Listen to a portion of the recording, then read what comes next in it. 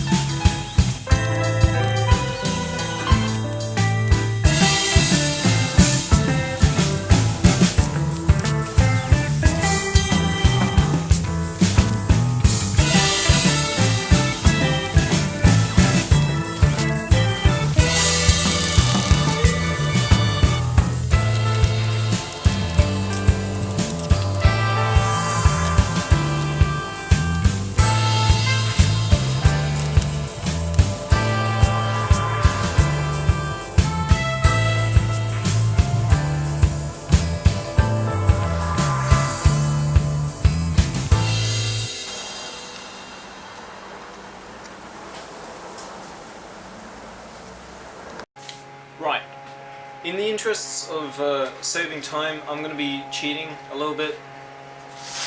Now, originally I was going to use the steaks, however I don't actually have any more steaks, so I was going to go to Bunnings and see whether I can get some more steaks to do the top. However, that was going to be not a great option because this took me so long to do the first time, and I'm right about now I'm sitting on that sort of, I cannot do this. Like this is starting to become quite a lengthy build for me, and I want to get this all done by next week. So, new plan. After that, I considered using floorboards because floorboards, I have plenty of them around, and it would be easy. However, the floorboards that I have around are Jarrah floorboards, which are great if you like that sort of thing. I already have quite a bit of Jarrah in this build, and I quite like the look of Jarrah. However, for the top,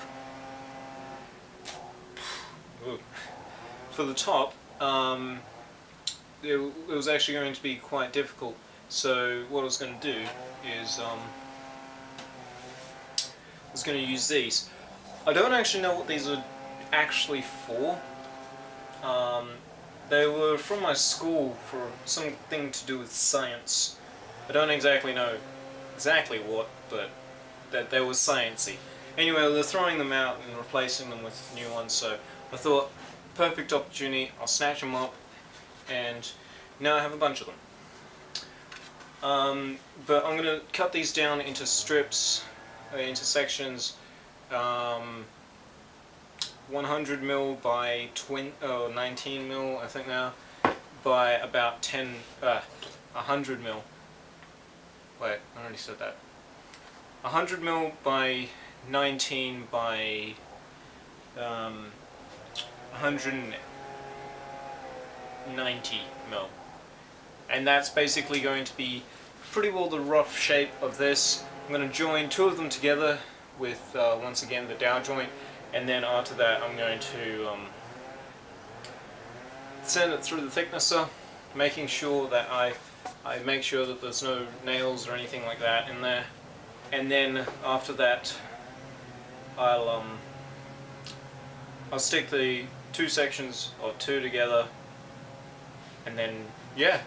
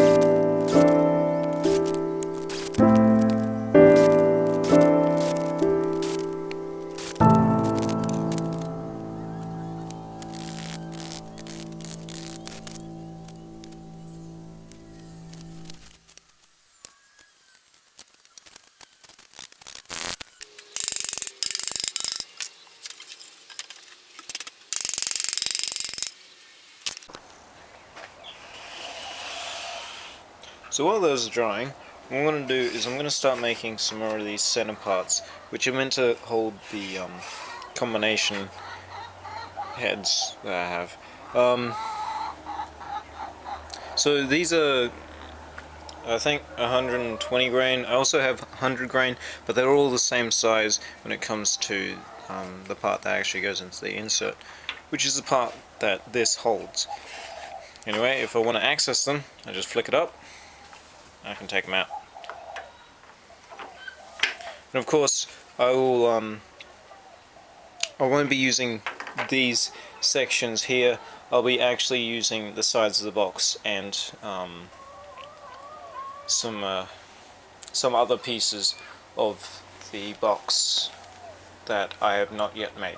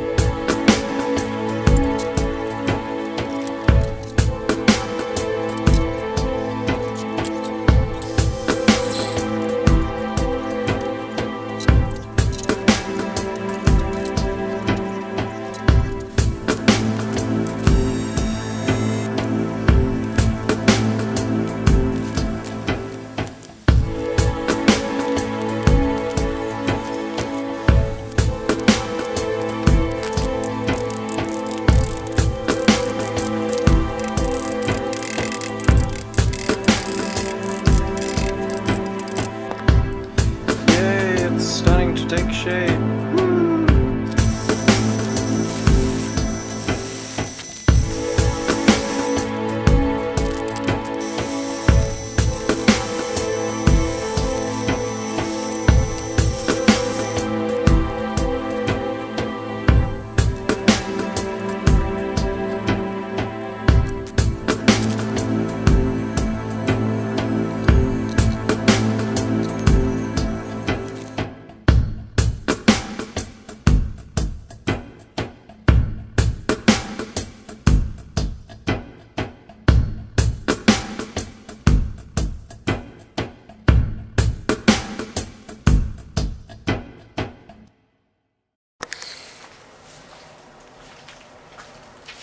Right, I'm back with a brand new set of earmuffs after the last one broke, after the last bit broke.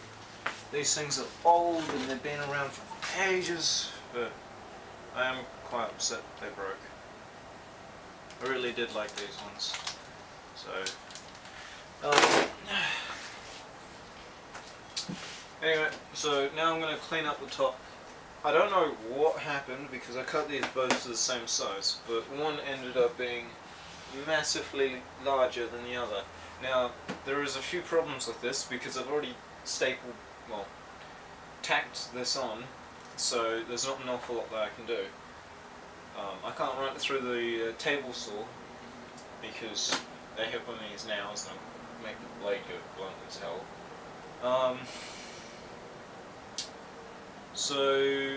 And I can't run it through the thicknesser because once again, if they hit the nails, then they'll go blunt as hell. As well as the fact that these are like massively tall, so they won't fit. And then on top of that, well, yeah. So my last option, and I know it's not ideal, is to use one of these. It's a flat disc in my angle grinder, and hopefully this 40 grit flat disc will be able to take off this extra material. I don't know whether that will work, but let's give it a shot. She'll be right. She'll be chipper. I love these new earmuffs though. They're pretty damn good. I'm not sure how well you're going to be able to see this logo, but yeah.